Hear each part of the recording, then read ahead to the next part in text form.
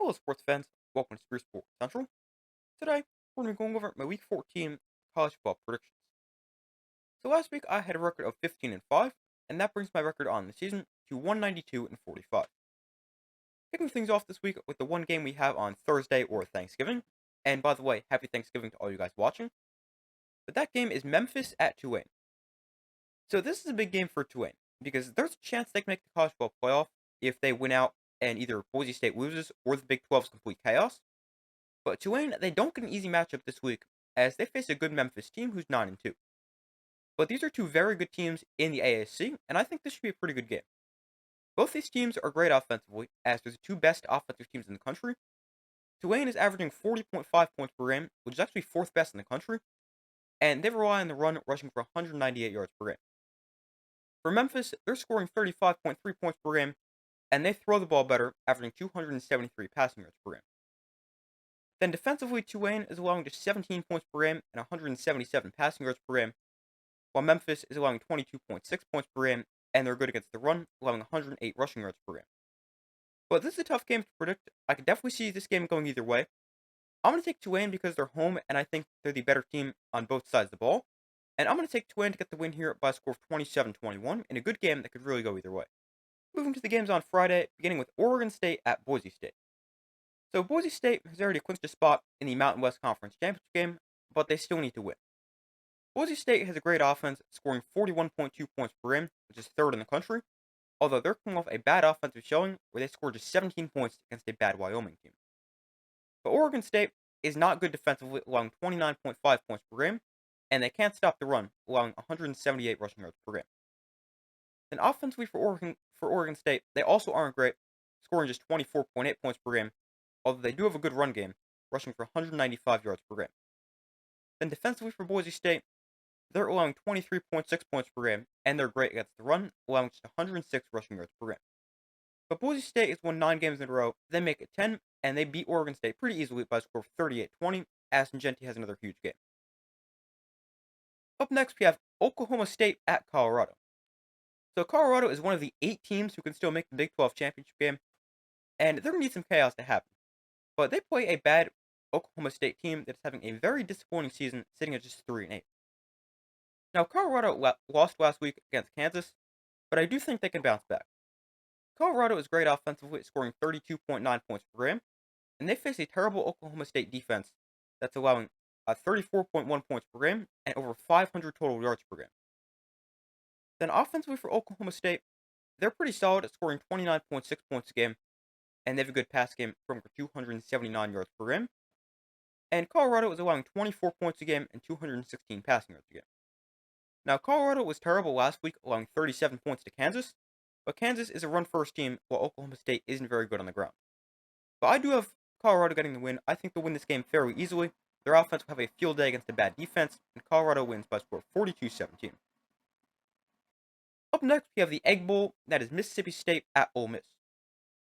So Ole Miss is coming off a disappointing loss to Florida last week, which pretty much ended their college football playoff chances. And then they'll face a Mississippi State team sitting at just 2-7, and they've won one SEC game since the start of last season. Ole Miss is great offensively, scoring 38.5 points per game, and they have a great passing game, averaging 361 passing yards per game. They face a bad Mississippi State defense that is allowing 34.8 points per game. On the flip side, Mississippi State is decent offensively, scoring 26.9 points per game, but they face a great Ole Miss defense that's allowing under 14 points a game. But Ole Miss, they're the much better team here on both sides of the ball. They'll dominate this game and win easily 42-16. Up next, we have Georgia Tech at Georgia.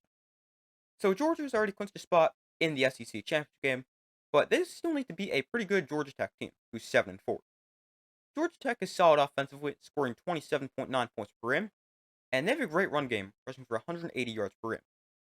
But they don't face a good Georgia defense that's allowing 18.5 points per game, and Georgia doesn't really let teams run the football, allowing 125 rushing yards per game. On the flip side, Georgia is scoring 33.4 points a game, and they're passing for 297 yards per game. And the even bigger thing for the Georgia offense is Carson Beck has 0 turnovers in his last 2 games. Then defensively for Georgia Tech, they're allowing 23.1 points a game, and they have a solid pass defense, allowing 219 passing yards per game. But I have Georgia getting the win here. I don't think Georgia Tech will be able to get the win if they can't run the football. I don't think their offense will find enough success through the air. And I'm going to take Georgia to beat Georgia Tech and win this game by a score of 31-14. Moving to the games on Saturday, beginning with the game, and that is Michigan at Ohio State. So Ohio State is 10-1, and they're coming off a big win over Indiana, and they can also make the Big Ten championship game with a win. Ohio State now faces a Michigan team that isn't very good, sitting at just 6-5, although Michigan has won the last 3 meetings. Ohio State is great offensively, scoring 37.8 points per game, and they face a solid Michigan defense that's allowing a little over 21 points a game. On the flip side, Michigan is terrible offensively, averaging just 23.1 points a game, and I don't see them doing much against an elite Ohio State defense that is the best scoring defense in the country, allowing 10.7 points per game. But I have Ohio State snapping their 3-game losing streak against Michigan and clinching their spot in the Big Ten championship game against Oregon, and they easily beat Michigan and dominate this game 35-6. Up next, we have Tennessee at Vanderbilt. So Tennessee is in a good position for the college football playoff as long as they win, but they play a Vanderbilt team that's having a good season, especially for their standards. As Vanderbilt is 6-5, and obviously have a huge upset win over Alabama, and they also played Texas in a very close 3-point game. Vanderbilt is solid offensively, scoring 27 points a game, but they face a great Tennessee defense that is allowing just 13 points a game. On the other side, Tennessee is good offensively, scoring 37.4 points a game, and they have a great run game, rushing for 228 yards per game. But Vanderbilt, they're a good defensive team, allowing 21.9 points per game and 123 rushing yards per game. I do think Vanderbilt keeps this game close, but in the end, Tennessee is just too good. Vanderbilt can't do enough offensively against a tough Tennessee defense, and Tennessee gets the win by a score of 27-14. Up next, we have South Carolina at Clemson. So this is a huge game for both teams, because both teams currently have a chance to make the college football playoff, but this is a must-win game. South Carolina is currently sitting at 8-3 and ranked 15th, while Clemson is ranked 12th, sitting at 9-2. Clemson can also clinch a spot in the ACC championship game if Miami loses to Syracuse. But Clemson, they're great offensively, scoring 37.6 points per game, but they face an elite South Carolina defense that's allowing 18.2 points per game. On the flip side, South Carolina is solid offensively, scoring 32.9 points a game, and they have a good run game, rushing for 181 yards per game. Clemson is allowing 22 points a game, and they're okay against the run, allowing 140 rushing yards per game. But I can definitely see this game going either way. I think if Clemson can find enough success against a great South Carolina defense, they'll get the win.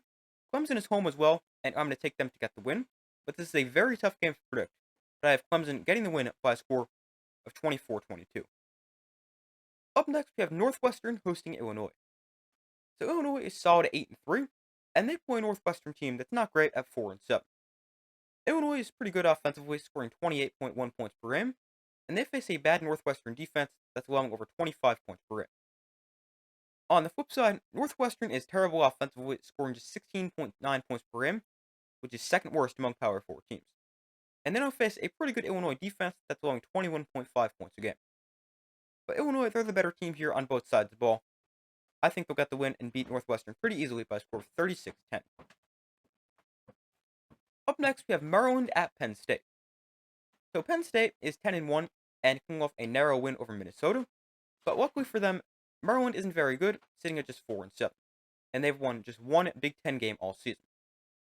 Maryland is decent offensively, scoring 25.2 points per game, and they're actually really good throwing the ball, averaging 289 passing yards per game.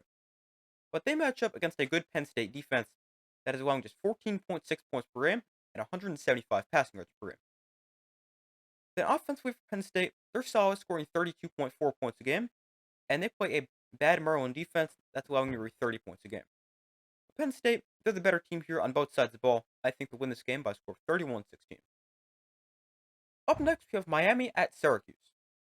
So this is a game that I actually think could be a really good game, as we have Miami who's sitting at 10-1 against a very solid Syracuse team sitting at 8-3. Miami will also clinch a spot in the ACC championship game with a win.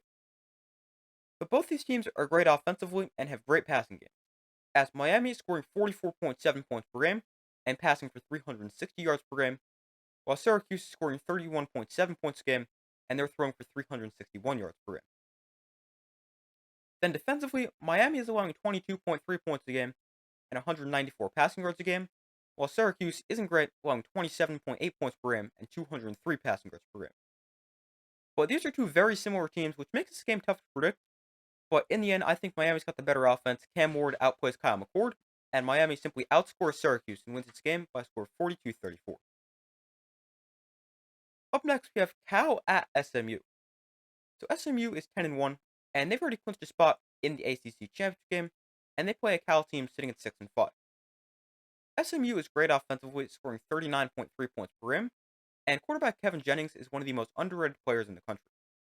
But then he'll face a Cal defense that is pretty good, allowing 20.7 points per game.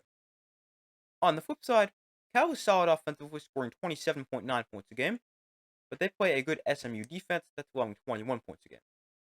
I definitely think Cal can make this game interesting, especially if they can contain the SMU offense, but I think Cal keeps this game close for a while before SMU pulls away at the end because their offense is just too good, and SMU wins by a score of 31-18. Moving on, we have the Iron Bowl, and that is Auburn at Alabama. So the Iron Bowl is always interesting, and it should be again this year. Auburn is sitting at just 5-6, but they're coming off a big upset win over Texas A&M, and Alabama is 8-3, and they're coming off an awful loss to Oklahoma, where they lost 24-3. And I also think that loss to Oklahoma eliminates Alabama from college football playoff contention. Alabama is good offensively, scoring 36.2 points a game, although they were awful last week. But then they'll face an Auburn defense that's pretty good, allowing 20.7 points a game. On the flip side, Auburn is scoring 29 points a game, and Alabama is allowing 17.5 points per game. But I think this is going to be a close game, as the Iron Bowl usually is. Alabama has won 4 straight games in this series. I think maybe if Auburn was home, they can get the win because they've got a good defense. I think they'll keep this game close, but I do have Alabama getting the win by a score of 27-17. Up next, we have Notre Dame at USC.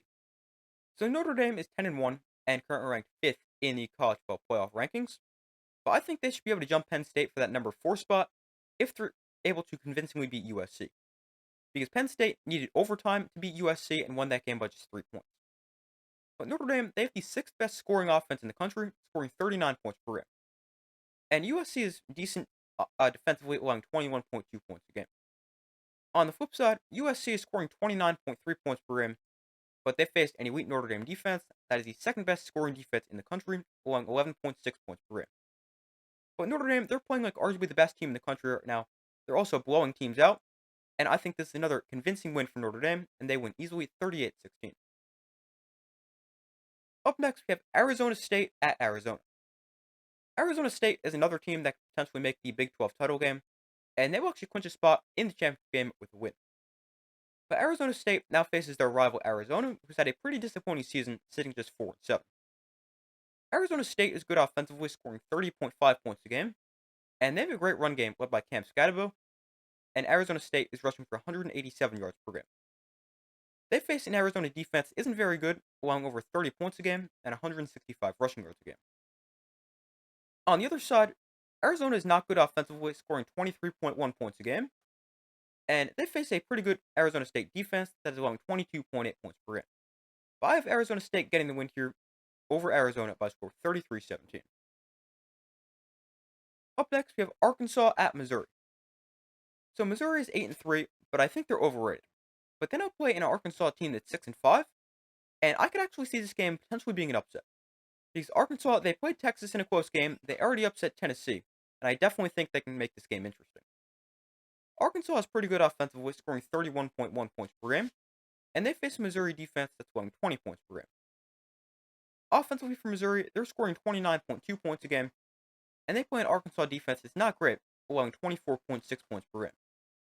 Now, Missouri is the better team here, and they're home, so I am going to take them to get the win, but I wouldn't be shocked to see this game end in an Arkansas upset win, but I've got Missouri by a score of 30-23. Moving on, we have Purdue at Indiana. So Indiana is coming off their first loss of the season, as they got destroyed by Ohio State, and they don't need to bounce back to make the college football playoff, but I think Indiana should win this game pretty easily. Purdue might be the worst Power 4 team in the country, as they're sitting at just 1-10, and have not beaten an FBS team all season. Purdue is scoring just 17 points per game, they're allowing 37.5 points a game, while Indiana is scoring 41.3 points a game and allowing just 16 points per game. This game shouldn't be close. Indiana is the clear better team on both sides of the ball, Indiana gets back to winning and wins easily by a score of 42-7. Moving on, we have Washington at Oregon. So Oregon is the last undefeated team in the country, as they're 11-0, and they play a Washington team that's 6-5, although they've beaten Oregon 3 straight times, including twice last season. Oregon is good offensively, scoring 33.9 points per game, but Washington is pretty good defensively, allowing 20 points per game. But offensively for Washington, they're not very good, scoring just 22.6 points per game, and they face a good Oregon defense that is allowing just 15.7 points per game. But Washington, they're not good enough offensively to keep up with Oregon. Oregon snaps their 3-game losing streak against the Huskies, and they win by a score of 34-13. Up next, we have Texas at Texas A&M. So we will have a lot of watchers for this game, and that will start by 8:15 Eastern Time on Saturday, so I hope to see you guys there. But this is a huge game, as the winner of this game will make the SEC Championship game, and they'll play Georgia. And the winner of this game also has a great chance to make the college football playoff. As if Texas wins, I think that essentially secures their spot in the playoff, regardless of what happens next week. But if Texas loses, I really think they should be dropped out of the playoff, because if they're 10-2 and have played 2 ranked teams all season and lost to both of them, they shouldn't be in the playoff. Then for Texas A&M, it's a lot tougher for them to make the playoff, already having 3 losses. But if they beat Texas this week and make the SEC Championship game, then they'll need to beat Georgia, which is obviously no easy task, but it is doable. But this is a really interesting game. Texas A&M is 8-3 and coming off an upset loss to Auburn, but that was a classic trap game. Offensively for A&M, they're scoring 32.5 points per game, and they have a great rushing attack, averaging 208 rushing yards per game. But they face an elite Texas defense that is allowing just 12.1 points per game and just 104 rushing yards per game. On the other side, Texas is scoring 36.5 points per game, but quarterback Quinn Ewers is dealing with an ankle injury, and then he'll face a great Texas A&M defense that's allowing 21.5 points a game. Now, the Quinn Ewers injury makes this game really interesting, because Quinn Ewers already isn't very mobile, and the one game Texas lost this season was against Georgia. And a big reason why they lost that game was the poor play of their offensive line. But then he'll face a great Texas A&M pass rush, and if Texas's offensive line struggles again, I really think Texas A&M has a great chance to win this game. But this is a game that could really go either way. But I think this game comes down to 2 things. 1, can Texas protect Quinn Ewers? And 2, will Texas be able to contain Texas A&M quarterback Marcel Reed? But I'm going to take Texas A&M to get the upset win here. I think they'll keep their playoff hopes alive for another week, and they'll beat Texas by a score of 23-17. I think their defense will get some constant pressure on Quinn Ewers, who's already not going to be 100%. And I've got Texas A&M with the upset win in a game that could truly go either way. Up next, we have Kansas State at Iowa State. So this is a huge game for the Big 12, because both these teams actually have a chance to make the championship game. But even if this game didn't have Big 12 title implications, I still think this would be a great game, as Kansas State is 8-3, while Iowa State is 9-2. Kansas State is good offensively, scoring 30.5 points a game, and they have a great run game led by running back DJ Giddens, and they're averaging 210 rushing yards per game. They don't match up against an Iowa State defense that's the best scoring defense in the Big 12, allowing 19.5 points per game, but they're terrible against the run, allowing over 5 yards a carry and 176 rushing yards per game. Then on the flip side, Iowa State is scoring 31.4 points a game, and they face a good Kansas State defense that's allowing 21.3 points per game. But this is a really interesting game, and to me it comes down to, can Iowa State stop the Kansas State run game? I think the answer is no. I think DJ Giddens has a big game, and Iowa State continues to struggle to stop the run, and I've got Kansas State with the upset win by a score of 31-20. Next game, we have Nevada at UNLV. So this is a big game for UNLV, because they will clinch a spot in the Mountain West Conference Championship game with a win. UNLV is 9-2, and they face a Nevada team that's just 3-9 and have not won a conference game all season.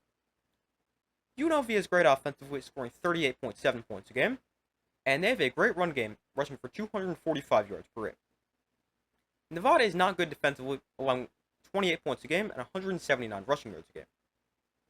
On the flip side, Nevada is not very good offensively either, scoring under 24 points per game, and they face a good UNLV defense that's allowing 22.7 points per game.